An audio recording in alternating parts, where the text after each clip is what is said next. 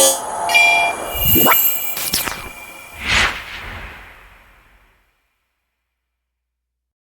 hello guys, welcome back to Cyberverse. I hope you are having a productive week and you are staying safe online as well.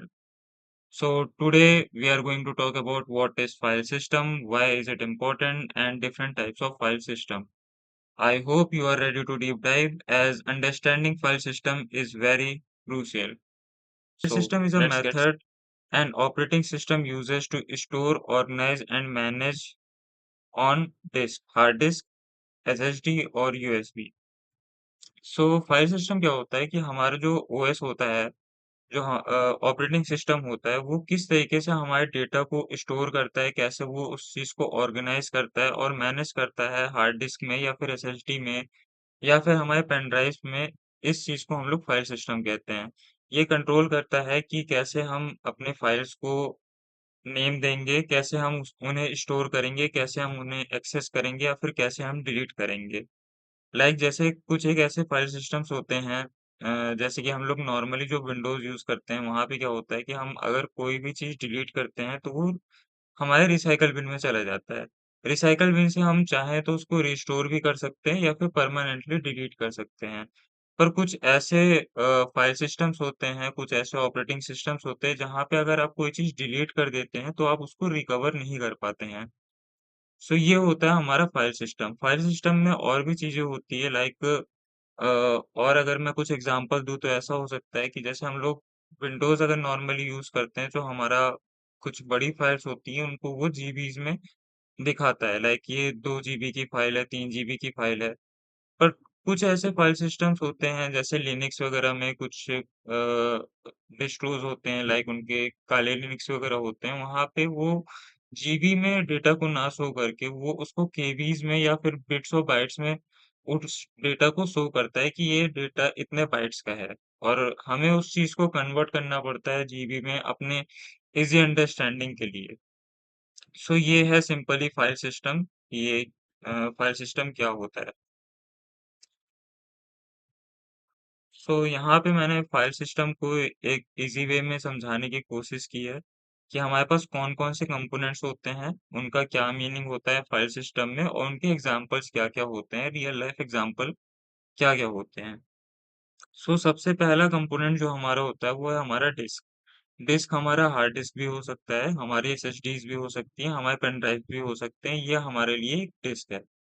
तो हम इसको अगर simple language में समझने की कोशिश करें तो डिस्क हमारे लिए एक बिल्डिंग होती है एक गोडाउन होता है जहाँ पे हम डेटा को स्टोर करते हैं और नॉर्मली हम कंप्यूटर की लैंग्वेज में समझें तो वो हमारी होती है एचडीडी हार्ड डिस्क ड्राइव या फिर एसएसडी सेकंड आता है हमारा partition partition is like a floor so अगर हमारे पास बिल्डिंग है तो बिल्डिंग्स में अलग अलग फ्लोर्स होते हैं ground floor first floor second floor अलग अलग लेवल्स होते हैं सेम हम लोग पार्टीशन करते हैं C drive D drive E drive या फिर आप जितने भी पार्टीशंस करना चाहें उतने आप कर सकते हैं इसके पीछे भी कुछ एक टेक्निकलिटीज हैं बट नॉर्मली हम अगर सिंपली देखें तो हम अलग अलग पार्टीशंस कर सकते हैं फिर आता है हमारा फाइल सिस्टम क्या होता है द अरेंजमेंट मेथड यहाँ पे जो हम बिल्डिंग की बात कर रहे हैं यहाँ पे मैंने दिया हुआ है कि हम एक लाइब्रेरी का एग्जांपल ले रहे हैं तो लाइब्रेरी में क्या होता है कि हमारे जो भी डेटा होता है वो किस तरीके से अरेंज है इस चीज को ही हम फाइल सिस्टम कहते हैं या तो हमारी बुक्स अल्फाबेटिकली अरेंज होती है ए बी सी से या फिर जनरा के हिसाब से होती है कुछ ऐसी बुक्स हैं जो साइंस के लिए हैं कुछ ऐसी बुक्स हैं जो फिक्शंस बेस्ड हैं या कुछ कोर सब्जेक्ट्स की बुक्स हैं तो वो अलग अलग जगह पे रखी जाती है जॉनरा के हिसाब से या फिर सब्जेक्ट वाइज रखी जाती है कि मैथ्स का हमने एक अलग सेक्शन बना करके रखा हुआ है साइंस के लिए अलग कंप्यूटर साइंस के लिए अलग डेटाबेसेस के लिए अलग या फिर हम उन्हें पीरियोडिकली स्टोर करते हैं पीरियोडिकली इन द सेंस कोई बुक कब पब्लिश हुई थी कब उसका फर्स्ट एडिशन आया था कितनी पुरानी बुक है कितनी नई बुक्स हैं या जहाँ पे हम लोग लाइब्रेरी में न्यूज़पेपर्स वगैरह स्टोर करते हैं तो वो हमारा पीरियोडिकली स्टोर किया जाता है सो यही फाइल सिस्टम अगर हम टेक्निकली बात करें तो यही होता है हमारा FAT32 NTFS exFAT ext4 and Apple file system etcetera फिर हमारा फोर्थ कंपोनेंट आता है files and folders. So files and folders को अगर हम सिंपली समझे तो फाइल्स एंड फोल्डर्स हमारी बुक्स और सेल्फ्स होती हैं। सेल्फ्स जहाँ पे हम बुक्स को रखते हैं, और जो बुक्स जो हमारा मेन डेटा होता है वो हमारे लिए हमारी फाइल्स होती हैं। सो अगर टेक्निकली हम इसको कंप्यूटर की लैंग्वेज में बोले तो, या फिर डॉक्यूमेंट्स जो हमारे वर्ड फाइल्स वगैरह होती हैं, पीपीटीज वगैरह होती है, या फिर हमारे कोई भी ऑडियो है, वीडियो है, और जो हमारे सेल्स होते हैं उनको हम अगर को रिलेट करें कंप्यूटर में तो वो हो गए हमारे फोल्डर्स। फोल्डर्स के अंदर हम लोग अपने डॉक्यूमेंट्स वगैरह को स्टोर करके रखते हैं। सो सेम है जैसे हम लाइब्रेरी में सेल्फ्स के अंदर हम बुक्स को रखते हैं। और फिर हमारा लास्ट कंपोनेंट आता है वो है Meta data. Meta data is like book के लेबल्स। हम बुक्स के पीछे एक लेबल लगाते हैं जहाँ पे हम रिकॉर्ड करते हैं कि ये बुक हमने कब किसको इशू करी थी, या ये बुक लाइब्रेरी में कब आई है, एंड बाकी और चीजें। ठीक है। सो यही चीज होता है हमारा। अगर हम टेक्निकली इसकी बात करें तो नेम, साइज और time stamp. Time stamp same वही लॉगिंग के लिए हमारे यूज होता है। साइज बुक्स के उसमें अगर हम बात करें तो लाइक कितने पेजेस की बुक्स हैं, ताकि अगर कोई बुक इशू करके लेके जाता है, बीच में से कोई पेज वगैरह हटाता है तो हमें पता चल सके। और बुक का नेम क्या है, ताकि हम लाइब्रेरी का रिकॉर्ड में मेंशन कर सकें, उसके लिए हम नेम, साइज और टाइम स्टैम्प का यूज करते हैं। सो यहाँ पे मैंने कुछ एक जो मेनली यूज्ड फाइल सिस्टम्स होते हैं उनके बारे में लिखा हुआ है। मैंने यहाँ पे उसकी एक पूरी टेबल बनाई हुई है। ये यहाँ पे 12-13 मैंने पूरे फाइल सिस्टम्स को लिखा हुआ है। इसके अलावा भी कुछ एक और फाइल सिस्टम्स होते हैं जो आईओटी में यूज होते हैं हमारे। बट ये हमारे मेन इंपॉर्टेंट होते हैं, जो कि है सबसे इम्पोर्टेंट है हमारा FAT32, एक्सफैट और एनटीएफएस। ये तीन सबसे ज्यादा हमारे यूज किए जाने वाले फाइल सिस्टम होते हैं। सो FAT32 के बारे में अगर हम सबसे पहले बात करें तो FAT32 हमारा विंडोज में यूज होता है, और हमारा यूएसबीज में ये बाय डिफॉल्ट यूज होता है। यूएसबी लाइक पेन ड्राइव वगैरह में ये हमारा बाय डिफॉल्ट होता है। हम इसको चेंज करना चाहे तो यूएसबी को हम फिर से रीफॉर्मेट करके चेंज कर सकते हैं।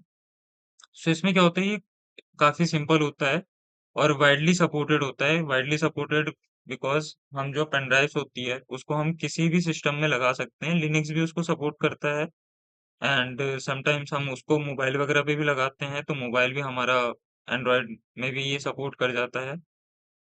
सो इस वजह से ये वाइडली सपोर्टेबल होता है। इसकी जो मैक्सिमम फाइल साइज होती है वो 4 GB की होती है। डिस्क साइज अलग होता है और फाइल साइज अलग होता है। फाइल साइज की एक लिमिट होती है, हम 4 GB के ऊपर की फाइल इसमें हम स्टोर नहीं करा सकते हैं। फिर हमारा एक्सवैट आता है। एक्सवैट हमारा विंडोज में रन करता है, मैक में रन करता है, एंड हमारा लिनक्स में भी रन करता है। इसमें क्या होता है, हमारी जो फाइल साइज होती है 4 GB के ऊपर हम कोई भी डेटा को स्टोर कर सकते हैं। इसमें कोई भी दिक्कत नहीं आती। जो हमारा लिमिट लगी हुई थी FAT32 में, वो एक्सवैट में ऐसी कोई भी लिमिट नहीं है। और इसमें जर्नलिंग नहीं होती। जर्नलिंग एक लॉग क्रिएट होता है, यहाँ पे हमारा लॉग्स वगैरह क्रिएट नहीं होते हैं। ये इसका एक ड्रॉबैक है जो हमारे एनटीएफएस में जाकर के ठीक हो जाता है।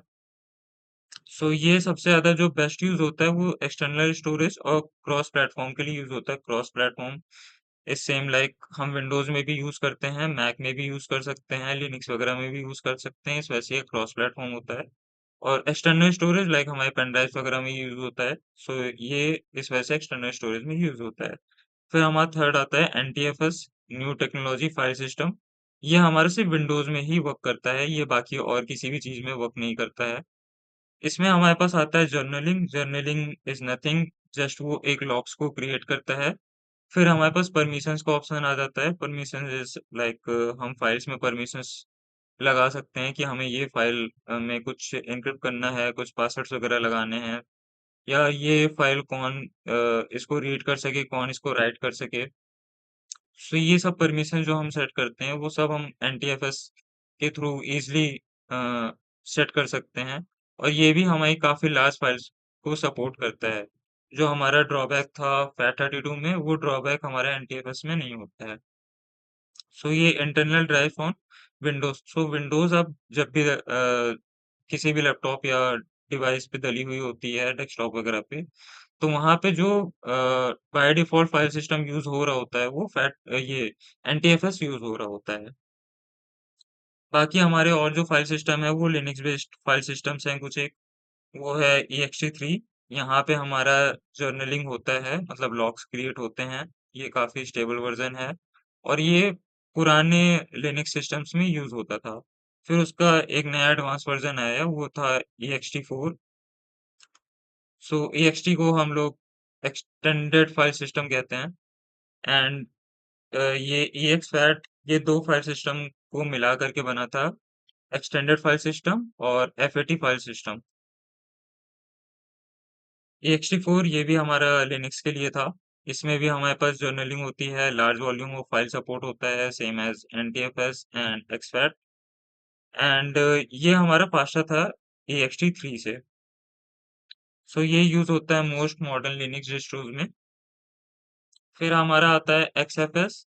ये भी हमारे लिनक्स में यूज होता है। ये काफी हाई परफॉर्मेंस होता है, स्केलेबल होता है और इसमें भी जर्नलिंग का यूज होता है। ये हमारा यूज होता है मेनली एंटरप्राइज लिनक्स सर्वर्स में, जो हमारे बड़े बड़े सर्वर्स होते हैं, अमेजोन वगैरह के सर्वर्स जो होते हैं, जो हमारे लिनक्स बेस्ड पे चल रहे होते हैं, उन सब में ये फाइल सिस्टम यूज होता है। फिर ये BTRFS है। ये भी एक फाइल सिस्टम है, ये भी हमारे लिनक्स में यूज होता है। यहाँ पे एक स्नैपशॉट्स बनते हैं, मतलब स्नैपशॉट्स भी हमारा सेम एज लॉक्स की तरीके होता है, या फिर इस तरीके से समझ लीजिए एक कुछ कुछ समय पे वो कुछ एक बैकअप्स को क्रिएट करता है, कि ताकि अगर हमने कुछ चेंज किया है बट हमें वो चेंजेस नहीं चाहिए थे, तो वो पुराने वर्जन पे रिस्टोर हो जाता है। यही हमारा एक स्नैपशॉट्स होता है, जो एक वो मेंटेन करके चलता है बैकअप्स को। बाकी चेकसम्स होते हैं, चेकसम्स लाइक जो हमारी फाइल्स होती है, अगर उसमें कुछ भी चेंजेस वगैरह होते हैं, तो चेकसम हमारा चेंज हो जाता है। इट्स सेम लाइक हैशिंग के तरीके ही होता है। सो ये भी हमारा एडवांस लिनक्स सिस्टम्स में यूज होता है। मेनली ये भी एंटरप्राइज में ही हम लोग यूज करते हैं, नॉर्मली ये यूज नहीं होता है। फिर हमारा आता है HFS+। ये मैक्स में यूज होता था, पुराने मैक सिस्टम्स में ये यूज होता था। इसमें जर्नलिंग था, मतलब लॉक्स इसमें भी क्रिएट होते थे, बट ये काफी पुराना सिस्टम है, तो ये ओल्डर मैक्स में ये यूज होता था। फिर अभी जो हमारा चल रहा है वो APFS है, एप्पल फाइल सिस्टम। सो ये मैक ओएस में अभी यूज हो रहा है। जो न्यू मैक्स जितने भी आ रहे हैं, उन सब में यही यूज हो रहा है। इसमें एन्क्रिप्शन की हमें टेक्नोलॉजी मिलती है। सो हम फाइल्स वगैरह को एन्क्रिप्ट कर सकते हैं, ताकि वो सिक्योर रहें। स्नैपशॉट्स इसमें क्रिएट होते हैं, मतलब लाइक हम पीछे वाले वर्जन्स पे जा सकते हैं, अगर किसी फाइल्स को हम स्टोर वगैरह कर रहे हैं, या कुछ भी हमने कुछ चेंजेस किए, तो वो उसका एक बैकअप बना करके रखा हुआ होता है, जिससे हम प्रीवियस बैकअप वाले पॉइंट पे रिस्टोर कर सकते हैं। और इसमें हम क्लोनिंग वगैरह भी कर सकते हैं। सो ये मॉडर्न मैकओएस में यूज होता है। एंड फिर आता है हमारा ISO 9660। ये हमारे बहुत पहले सीडीज और डीवीडीज में होता था, अब ये उतना ज्यादा कहीं यूज वगैरह नहीं होता है। फिर ZFS आता है हमारा, ZFS सोलराइज और लिनक्स में यूज होता है। इसमें भी स्नैपशॉट्स बनते हैं, मतलब बैकअप पॉइंट्स बन जाते हैं। कंपैरिजन होता है, सेल्फ हीलिंग कैपेबिलिटीज होती है इसमें, अगर आपसे कुछ डेटा वगैरह इधर उधर लॉस्ट हो चुका है, या करप्शन के चांसेस में काफी ज्यादा कम हो जाते हैं। सो ये डेटा सर्वर्स में हमारा यूज होता है, नेटवर्क अटैच स्टोरेज में यूज होता है, और बैकअप सिस्टम्स में ये सबसे ज्यादा यूज किया जाता है। सो ये एकदम इसकी टेक्निकलिटी पार्ट हो गया। ये हमें लाइक याद करना पड़ता है, बट ये याद करना काफी ज्यादा मुश्किल होता है, तो इसके लिए मैंने कुछ एक इजी एग्जांपल रखे हुए हैं, जब मैं इन चीजों को पढ़ रहा था, तो ये एग्जांपल मैंने खुद से ही क्रिएट किए हुए थे। सो लाइक क्या होता है कि FAT32 हम एकदम सिंपली समझें। सो हमारे यहाँ इंडिया में क्या होता है कि जो भी ये लोग आर्मी वगैरह में होते हैं, नेवी में होते हैं, एयरफोर्स वगैरह में होते हैं, तो उनको गवर्नमेंट कॉलोनी एलोकेट करती है, या जो लोग रेलवेज वगैरह में भी होते हैं, उन्हें भी कॉलोनीज एलोकेट की जाती हैं। तो उन कॉलोनीज में क्या होता है कि एक रूल सेट होता है, कि आपका जो बिल्डिंग बनेगी, वो एक मतलब एरिया के बेसिस पे ही बनेगी, मतलब उसका एक स्क्वायर फीट्स में दे दिया जाएगा कि हाँ इतने एरिया में ये बिल्डिंग बननी है, एंड वो 2 फ्लोर्स के ऊपर नहीं बनेंगी या 3 फ्लोर्स के ऊपर नहीं बनेगी। सो ये जी जो चीज होती है, सो ये मैंने इसको कंपेयर किया है फैट 32 से। फैट 32 में क्या होता है, लाइक जो हमारी पुरानी गवर्नमेंट कॉलोनीज होती थी, सो वहाँ उसको मैंने कंपेयर किया हुआ है फैट 32 से। सो यहाँ पे क्या होता था, बिल्डिंग्स की जो हाइट वगैरह होती थी वो या तो 2 स्टोरीज होती थी या फिर 4 स्टोरी तक होती थी। इसके ऊपर नहीं होती थी। सेम अगर हम टेक्निकली बात करें तो 4 GB की डेटा, 4 GB के ऊपर का डेटा हम इसमें स्टोर नहीं कर सकते हैं। और जो हमारा कॉलोनी का साइज होता था वो काफी बड़ा होता था, पर हम जो फाइल साइज स्टोर करते थे वो काफी कम होता था। सेम लाइक हमारे पास जो पेन ड्राइव होता है वो 1 TB का होता है या फिर 512 GB का होता है, पर जो हम उसमें इंडिविजुअली एक फाइल स्टोर करते हैं वो 4 GB के ऊपर की हम स्टोर नहीं कर सकते हैं। और there are no guards, no cameras, no modern amenities. So यहाँ पे कोई भी लॉक्स वगैरह जनरेट नहीं होते हैं। जर्नलिंग का कोई ऑप्शन नहीं होता है। लॉक्स को हम लोग यहाँ पे जर्नलिंग कहते हैं। तो जर्नलिंग का यहाँ पे कोई भी ऑप्शन नहीं होता है। यहाँ पे सब कुछ वर्क करता है, बट काफी बेसिक और आउटडेटेड है। सो ये सिस्टम हम मेनली अब यूज नहीं करते हैं। सो फैट का यहाँ पे मैंने फुल फॉर्म दिया हुआ है। So it is called file allocation table. Fat 32 introduced हुआ था 1996 में। और ये पार्टीशन साइज को जो होता है वो 2 TB तक सपोर्ट कर जाता है। लेट सपोज अगर आप 4 TB के हार्ड डिस्क यूज कर रहे हैं तो आप 4 TB एक बार में यूज नहीं कर पाएंगे, आपको उसका पार्टीशन करना पड़ेगा। 2-2 TB का दो पार्टीशन करना पड़ेगा, एक साथ आप 4 TB डायरेक्टली यूज नहीं कर सकते हैं। और जो मैक्सिमम फाइल साइज होती है की लिमिट होती है वो इसकी है 4 GB की। ये अभी भी काफी जगह यूज होता है क्योंकि ये सबसे ज्यादा कंपेटेबल था, क्योंकि सबसे पुराना है तो सारी कंपनीज ने इसको सबसे पहले अडॉप्ट किया था। सो इसकी वजह से ये काफी ज्यादा भी कंपेटेबल है, जिस वजह से ये यूज तो हो रहा है पर उतना ज्यादा भी यूज नहीं हो रहा है। पेन ड्राइव, मेमोरी कार्ड्स और कैमरास वगैरह में हम FAT32 सिस्टम का यूज करते हैं। सो इसके फीचर्स हैं supported by everyone, so universally supported by Windows, Mac OS, Linux, game consoles etcetera. Great for older hardware and devices. Simple structure make it less prone to error and very small system. So limitations की मैं पहले ही बात कर चुका हूँ। Can not store 4 GB के ऊपर कोई भी डेटा ये स्टोर नहीं कर सकता है। No support for permissions, encryption and journaling. So permissions की इसमें कोई वो चीज नहीं होती। लाइक हम यहाँ पे जो परमिशंस हम सेट कर सकते हैं कि फाइल कौन रीड कर सकता है, कौन राइट कर सकता है। लाइक सिस्टम एडमिन इससे सिर्फ रीड कर सकता है या राइट कर सकता है, या एग्जीक्यूट कर सकता है या नहीं कर सकता है, ये हमारे लिए परमिशंस होती हैं। एन्क्रिप्शंस का हम इसमें यूज नहीं कर सकते। हम फाइल को कोई किसी भी फाइल को इनक्रिप्ट नहीं कर सकते हैं, कोई लॉक वगैरह नहीं लगा सकते, कोई पासवर्ड्स वगैरह सेट नहीं कर सकते। जर्नलिंग इसमें नहीं होता है, लॉक्स वगैरह क्रिएट नहीं होते हैं। और ये अगर कोई ज्यादा बड़ा आपको कुछ स्टोर करना है तो उसके लिए ये अच्छा नहीं है।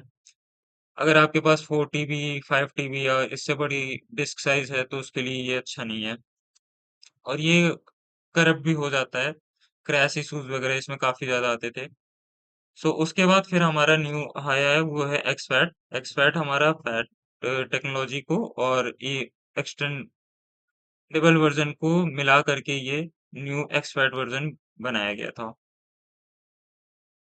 सो इसमें क्या होता है कि सेम अगर हम एग्जांपल से समझने की कोशिश करें, जो हमारा कॉलोनी का साइज होता है यहाँ पे सेम है। लेट सपोज 1 TB की वहाँ पे कॉलोनी थी FAT32 में, तो 1 TB की कॉलोनी यहाँ पे भी है। बट यहाँ पे कॉलोनीज में क्या किया हमने, हमने जो रिस्ट्रिक्शन लगाई हुई थी बिल्डिंग्स बनाने में कि भाई 2 स्टोरी या 4 स्टोरी के ऊपर बिल्डिंग्स नहीं बन सकती है, वो हमने ऐसी रिस्ट्रिक्शंस को हटा दिया है। सो अब 4 स्टोरी के ऊपर भी बिल्डिंग्स बन सकती हैं, 5th फ्लोर तक बन सकता है, 6th फ्लोर तक बन सकता है। तो आप कितना भी बड़ा इसमें डेटा स्टोर करना चाहें वो आप इसमें स्टोर कर सकते हैं।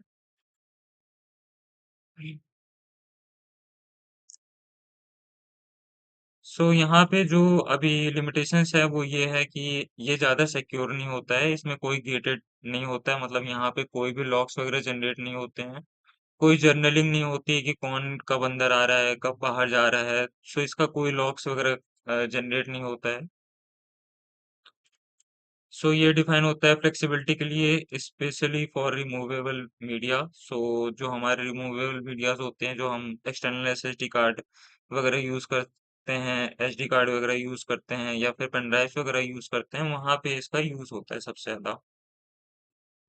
सो यहाँ पे टेक्निकली मैंने सारी चीजें दी हुई है। इसको कहते हैं extended file allocation table, introduced by Microsoft in 2006, designed to overcome FAT32 4 GB file size limit while keeping compatibility with multiple devices.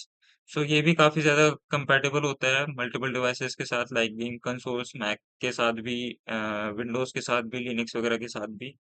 ये कॉमनली यूज किया जाता है HDXC कार्ड्स। सो HDXC कार्ड्स हमारे कैमराज में यूज होते हैं, जो बड़े वाले कार्ड होते हैं, उसको हम लोग HDXC कार्ड कहते हैं। यूएसबी ड्राइव्स जो हमारे पेन ड्राइव्स होते हैं उसके लिए, और बाकी एक्सटर्नल हार्ड डिस्क में इसको यूज किया जाता है। सो इसके जो मेन फीचर्स हैं, फाइल साइज इसमें बढ़ जाती है आपकी 4 GB के ऊपर की फाइल साइज को ये स्टोर कर लेता है।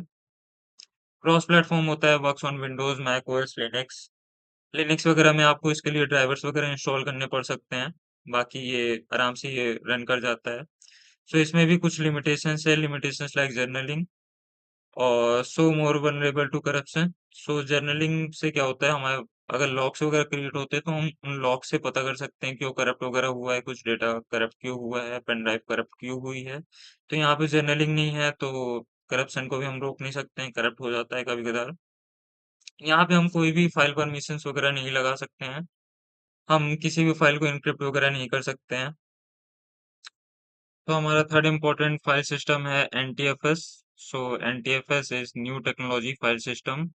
सो इसको अगर हम सिंपल लैंग्वेज समझे तो ये स्मार्ट सिक्योर डिफेंस कॉलोनी है। लाइक यहाँ पे जो लोग रहते हैं वो थोड़ा सा हायर पोजीशंस वगैरह पे हैं। सो ये थोड़ा सा स्मार्ट और सिक्योर कॉलोनी हमने बनाई हुई है। सो यहाँ पे क्या होता है कि हमारे जो बिल्डिंग्स वगैरह है, वो मल्टी स्टोरी बिल्डिंग्स है। आप सिर्फ फोर्थ फ्लोर तक नहीं, उसके ऊपर जितना आप बनाना चाहे उतना आप बना सकते हैं, कुछ भी फाइल्स वगैरह इसमें आप स्टोर कर सकते हैं। सिक्योरिटी गार्ड है आपके हर एक एंट्रेंस पे। सो हमारा एक मेन सिक्योरिटी गार्ड है जो मेन एंट्रेंस पे है। कॉलोनी के अंदर आप जैसे एंटर करते हैं वहां पे एक सिक्योरिटी गार्ड है। बाकी जितनी बिल्डिंग्स बनी हुई हैं, जितने भी हमारे हाउसेज वगैरह बने हुए हैं, उन सब पे भी आपकी सिक्योरिटी लगी हुई है। ठीक है। सो यहाँ पे क्या होता है कि हम परमिशंस वगैरह दे सकते हैं, सेम जो सिक्योरिटी का कॉन्सेप्ट है, जो मैंने एग्जांपल दिया हुआ है सिक्योरिटी गार्ड्स का। सो यहाँ पे हम परमिशन सेट कर सकते हैं, हम हर एक इंडिविजुअल फाइल पे भी हम परमिशन सेट कर सकते हैं। बाकी जो हमारा मेन कॉलोनी के अंदर एंट्रेंस का है, वहाँ पे भी हम परमिशंस वगैरह और पासवर्ड वगैरह को सेट कर सकते हैं। सो यहाँ पे क्या होता है कि हमारे लॉग्स वगैरह क्रिएट हो जाते हैं, विजिटर्स के जर्नलिंग हो जाती है, एंड ऑटोमेटेड सिस्टम होता है यहाँ पे प्रिवेंट करने के लिए, कोई भी मिसहैप्स वगैरह ना हो उसके लिए। सो यहाँ पे क्या होता है कि हमारे जो डेटा वगैरह है वो जल्दी करप्ट नहीं होता है, ये थोड़ा सा उतनी जल्दी करप्ट नहीं होता है जितना जल्दी हमारा FAT32 या एक्सफैट वगैरह करप्ट हो जाते थे। सो NTFS का फुल फॉर्म होता है new technology file system. It was introduced with Windows NT। Windows NT was introduced in 1990s. I guess it was introduced in 1993, July 1993 I guess। सो ये अभी क्या होता है कि NTFS हमारा जो भी हमारी विंडोज की मशीन्स आती हैं, उन सब पे ये बाय डिफॉल्ट बना हुआ है, और वो जितनी मशीन्स आती है वो NTFS फॉर्मेट पे ही आती है। सो हम यहाँ पे फाइल्स को कंप्रेस कर सकते हैं, कंप्रेस करके भी हम इसको स्टोर कर सकते हैं। फाइल्स को एन्क्रिप्ट कर सकते हैं, फाइल्स में परमिशन सेट कर सकते हैं कि ये फाइल सिर्फ रीड की जा सकती है या इस फाइल्स में कुछ चेंजेस वगैरह किए जा सकते हैं। फाइल्स के लॉग जनरेट होते हैं, लॉग लाइक आपने कब ये फाइल क्रिएट हुई है इसका एक लॉग बनता है, कब ये आखिरी बार एक्सेस की गई थी इसका लॉग बनता है, कब ये लास्ट टाइम ओपन की गई थी या इसमें कब लास्ट टाइम कुछ चेंजेस किए गए थे, इन सब चीज़ों का एक लॉग्स बनता है जिसको हम लोग जर्नलिंग कहते हैं। काफ़ी बड़े वॉल्यूम को भी ये सपोर्ट करता है। जैसे जो हमारे FAT32 में कुछ कमियां थी कि हम 2 TB के ऊपर कि डिस्क वगैरह नहीं ले सकते हैं। उस चीज़ को यहाँ पे ख़त्म कर दिया गया है। आप यहाँ पे जितनी बड़ी डिस्क चाहें उतनी बड़ी आप डिस्क ले सकते हैं और जितनी बड़ी फ़ाइल साइज़ आप इसमें स्टोर करना चाहें उतना बड़ा डेटा, उतनी बड़ी फ़ाइल आप इसमें स्टोर कर सकते हैं। फ़ाइल एकदम सिंपली आप कोई भी मूवी है जो आपकी 4 जीबी के ऊपर जा रही है वो FAT32 में स्टोर नहीं हो सकती है। पर एनटीएफएस और एक्सवैट में आप उसको स्टोर कर सकते हैं। So handle file system error and recovery better than FAT system. So ये भी एक इसका प्लस पॉइंट है। सो फीचर्स इसके हैं सपोर्ट लार्ज फाइल 4 जीबी की कोई लिमिट नहीं। Large volumes up to 16 EB. EB is exabytes. So हम अभी तक टीवीज में ही हैं, उसके ऊपर काफी ऊपर आता है ईबीज का कॉन्सेप्ट। थ्योरेटिकली हम 16 ईबी तक के वॉल्यूम्स को मतलब जो हमारे पेन ड्राइव्स वगैरह है 16 ईबी अगर उसमें स्पेस है वो हम इसमें यहाँ पे यूज कर सकते हैं। एडवांस फीचर्स की बात करें फाइल परमिशंस होती हैं यहाँ पे। फाइल्स में आप परमिशन सेट कर सकते हैं, इंक्रिप्शन, जर्नलिंग, कंप्रेशन वगैरह आप यूज कर सकते हैं। Efficient for SSDs, system drives and internal hard disk. So SSDs के लिए अच्छा है। जो हम नॉर्मल एसएसडीज वगैरह यूज करते हैं, स्मॉल एसएसडीज यूज करते हैं जो हमारे लैपटॉप्स वगैरह में लग करके आते हैं, solid state drives. System drives के लिए अच्छा है जो आपसे जिसमें भी आपने अपना विंडोज सिस्टम रखा हुआ है लाइक डिस्क सी जो हमारी बाय डिफॉल्ट आती है, उसके लिए आप ये यूज कर सकते हैं। और इंटरनल हार्ड डिस्क वगैरह अगर आप अलग से कोई हार्ड डिस्क वगैरह यूज कर रहे हैं अपने लैपटॉप या कंप्यूटर वगैरह में, तो वहां पे भी आप एनटीएफएस का यूज कर सकते हैं ताकि आपको डेटा वगैरह स्टोर करने में कोई ज्यादा प्रॉब्लम फेस ना करनी पड़े। सो लिमिटेशन इसकी ये है कि ये मैक ओएस और लिनक्स वगैरह में अच्छे से वर्क नहीं करता है। लिनक्स वगैरह में आप सिर्फ file Linux and Mac OS में सिर्फ आप फाइल को रीड कर सकते हो। फाइल्स को ओपन करके उसके अंदर सिर्फ रीड कर सकते हो, कुछ चेंजेस वगैरह नहीं कर सकते हो। अगर कुछ फाइल वगैरह पड़ी हुई है तो आप उसको एग्जीक्यूट कर सकते हो, रीड कर सकते हो। बट अगर कोई वर्ड फाइल पड़ी हुई है उसमें अगर आप चाहते हो कुछ चेंजेस वगैरह कर सको या फिर फाइल का नेम वगैरह कुछ चेंज कर सको, कोई मूवी पड़ी है उसका नेम आप चेंज करना चाहते हो या कोई फ़ोल्डर पड़ा हुआ है उसका आप नेम वगैरह चेंज करना चाहते हो, तो ये आप नहीं कर सकते हो। ये स्लाइटली हैवी होता है एक्सट्रैक्ट से for removable media. So pen drive जो होती हैं वो अलग-अलग फॉर्मेट्स में आते ही हैं, FAT32, एक्सफैट एंड आपका एनटीएफएस। सो बाय डिफ़ॉल्ट ये एक्सफैट पे आती है। सो अगर आप FAT32 एक्सफैट या एनटीएफएस पे करते हो तो आपकी पेन ड्राइव की जो लिमिट होती है वो थोड़ी-सी कम हो जाती है। लाइक अगर 1 टीबी के है तो वो 9 पॉइंट समथिंग वो शो करता है। सो ये इसी वजह से होता है क्योंकि उसमें कुछ एक फाइल्स पहले से पड़ी होती है जो हमारी बाय डिफ़ॉल्ट फाइल्स होती हैं पार्टीशंस और फॉर्मेट्स के लिए लाइक एक्सफैट, एनटीएफएस या फिर FAT32। सो एनटीएफएस थोड़ा-सा हैवी होता है। तो अगर आप कम पार्टीशन की पेन ड्राइव वगैरह यूज़ कर रहे हैं, कम साइज़ के पेन ड्राइव वगैरह यूज़ कर रहे हैं या फिर लाइक 16 जीबी वगैरह की पेन ड्राइव यूज़ कर रहे हैं या 8 जीबी के पेन ड्राइव यूज़ कर रहे हैं, तो वहाँ पे आप एनटीएफएस फाइल सिस्टम को यूज़ ना करें क्योंकि वो थोड़ा-सा ज़्यादा स्पेस कंज़्यूम कर लेता है जिसकी वजह से आप थोड़ा कम अपने पेन ड्राइव में डेटा स्टोर कर पाएँगे। सो अब ये कुछ मेन जो हमारे 3 फाइल सिस्टम थे वो हम मैंने कंप्लीट कर दिए यहाँ पे।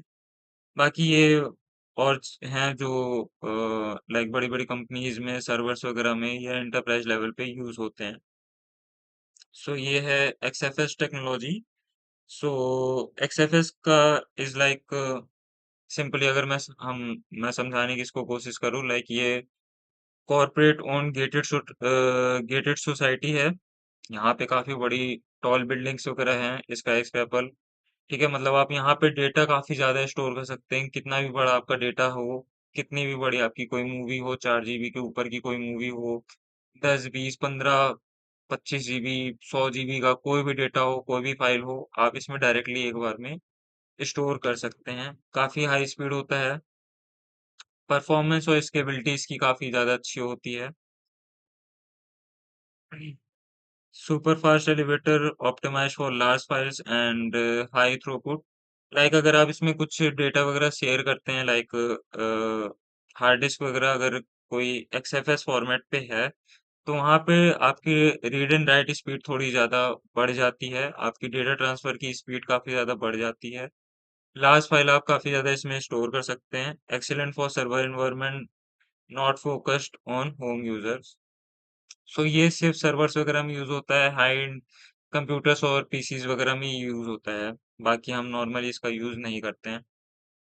और इसके प्लस पॉइंट्स है लार्ज फाइल्स और जर्नलिंग। जर्नलिंग सेम लॉग्स होते हैं, लॉग्स इसमें काफ़ी ज़्यादा क्रिएट होते हैं। सर्वर्स पे लॉग्स काफ़ी इंपॉर्टेंट होते हैं, क्योंकि अगर सर्वर से कुछ डेटा वगैरह डिलीट हो जाता है तो हमें पता होना चाहिए ये कब डिलीट हुआ, कैसे डिलीट हुआ, किसने इस चीज़ को डिलीट किया है। तो उसके लिए लॉग्स और जर्नलिंग को मेंटेन करना काफ़ी ज़्यादा इम्पोर्टेंट होता है।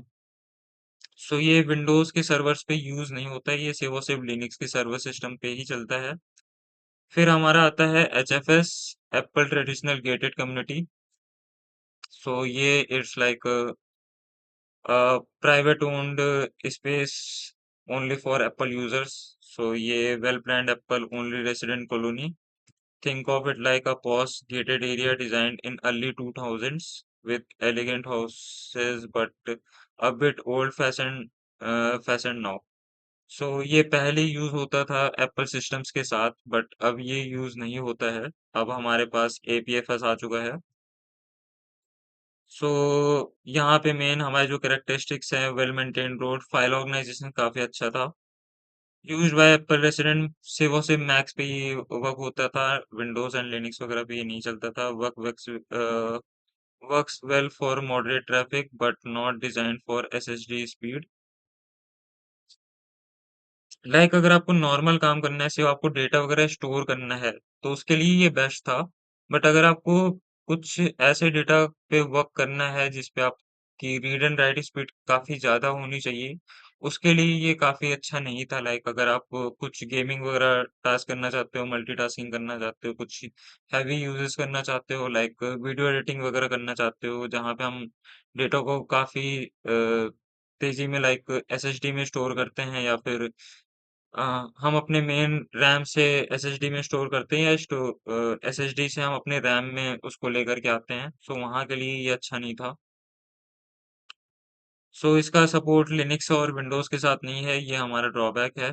बाकी जो मेन इसका प्लस पॉइंट है वो लार्ज सिस्टम और जर्नलिंग का है। अभी जो हम एप्पल्स में यूज कर रहे हैं वो एपीएफएस सिस्टम है, ultra modern Apple smart city. So next generation Apple own smart city. So एक हमारे पास काफी बड़ा सा एरिया हो गया जो से प्राइवेटली ओन्ड है एप्पल के द्वारा। इसमें आईओटी इनेबल्ड होता है, फेस रिकॉग्निशन गेट्स होते हैं, ऑटोमेटेड गार्बेज होता है, सोलर पावर लाइटिंग होती है, सुपर फास्ट एलिवेटर्स होते हैं। ये सिर्फ इसको एकदम हम टेक्निकली समझें तो ये काफी ज्यादा सुपर फास्ट होता है। जो हमारे मैक्स आजकल हम यूज कर रहे हैं वो काफ़ी ज़्यादा एफिशिएंट होते हैं, पावर सेविंग होते हैं, ज़्यादा बैटरीज वगैरह को बैटरीज पे इफेक्ट नहीं करते हैं। एक्सीलेंट डेटा सिक्योरिटी होती है, क्लोनिंग होती है, एन्क्रिप्शन होता है। जो हम जानते ही हैं एप्पल सिस्टम काफ़ी ज़्यादा सिक्योर होते हैं, एन्क्रिप्टेड होते हैं। इनका इंस्टेंट बैकअप्स वगैरह क्रिएट हो जाते हैं, जो भी आप जैसे ही आप कोई फाइल वगैरह स्टोर करते हैं, उसका तुरंत आपका एक बैकअप बन चुका होता है।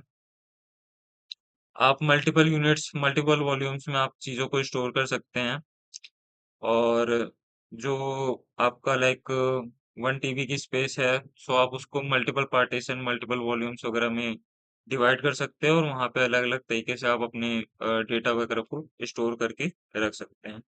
सो यहाँ पे मैंने एक समरी टेबल बना दी है, जहाँ से आप इसको इजीली समझ सकते हैं, क्योंकि यहाँ पे काफ़ी ज़्यादा मैंने भरा हुआ है, काफ़ी ज़्यादा एग्जांपल्स वगैरह मैंने दिए हुए हैं। सो ये एकदम मेन पॉइंट है जो आप अ, आसानी से लर्न कर सकते हैं या याद कर सकते हैं। और यहाँ पे मैंने एक इमेज डाल दी है। सो ये है FAT32। यहाँ पे हमारे जो गवर्नमेंट क्वार्टर्स वगैरह बने हुए थे वो 3 स्टोरी या 4 स्टोरी तक बने हुए थे। मतलब इसके ऊपर हम डेटा को स्टोर नहीं कर सकते थे। Expat newer open colony, no storey limit. आप ये बिल्डिंग जब भी आप चाहें उसको बढ़ा सकते हैं, जितना आप चाहें उसमें डेटा स्टोर कर सकते हैं। NTFS, smart secure defence colony. So यहाँ पे क्या है, आपके पास जर्नलिंग का ऑप्शन आ जाता है, फिर आपके पास लाइक कंप्रेस करने का ऑप्शन आ जाता है, एन्क्रिप्ट करने का ऑप्शन आ जाता है। ये हमारा एनटीएफएस है। एक्सएफएस एक्सएफएस सिर्फ हमारा कॉर्पोरेट्स में यूज होता है, सिर्फ बड़ी कंपनियां वगैरह अपने सर्वर्स वगैरह में यूज करती हैं।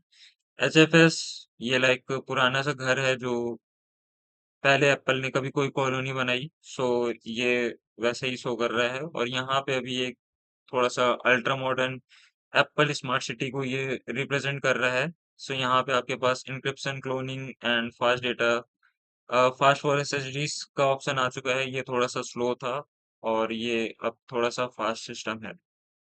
सो यहाँ पे मैंने और भी चीज़ दी हुई है, इससे आप नोट्स वगैरह बना सकते हैं। सो मैं ये जो पीडीएफ है इसको मैं सेव करके नीचे डिस्क्रिप्शन में डाल दूंगा। आप इसको यूज कर सकते हैं अपने नोट्स वगैरह बनाने के लिए। डायरेक्टली आप इसको मेरे लिंक से इसको डाउनलोड कर सकते हैं। आई होप ये फाइल सिस्टम आपको काफी ज्यादा समझ में आया होगा कि फाइल सिस्टम क्या होता है। ये काफी इम्पोर्टेंट कॉन्सेप्ट है अगर आप साइबर सिक्योरिटी में जा रहे हैं या फिर आप नॉर्मल कुछ भी सीएस से रिलेटेड कर रहे हैं, कंप्यूटर साइंस में अगर आपको थोड़ा सा भी इंटरेस्ट है। सो फाइल सिस्टम को समझना काफी ज्यादा इम्पोर्टेंट होता है। बाकी अगर मैं बात करूं साइबर सिक्योरिटी के हिसाब से, तो साइबर सिक्योरिटी में ये काफी ज्यादा यूज होता है आपका digital forensics and CHFI, computer hacking and forensic investigations में। सो फाइल सिस्टम से हमें जैसे पता चलता है कि ये फाइल्स वगैरह कब क्रिएट हुई है, कब डेटा डिलीट हुआ है, लॉग्स वगैरह से हमें पता चलता है। तो ये वहाँ पे काफी ज्यादा इम्पोर्टेंट हो जाता है। सो until next time I guess I will be talking about what is imaging, what is cloning, what's the difference between imaging and cloning। और हम हार्ड डिस्क के बारे में और ज्यादा बात करेंगे, लाइक हमारा एमबीआर क्या होता है, जीपीटी क्या होता है, यूईएफआई क्या होता है, या बायो सिस्टम क्या होता है। So thank you. And if you like this video, अगर आपको ये वीडियो पसंद आया है तो do hit the like button and also subscribe for new videos. Thank you.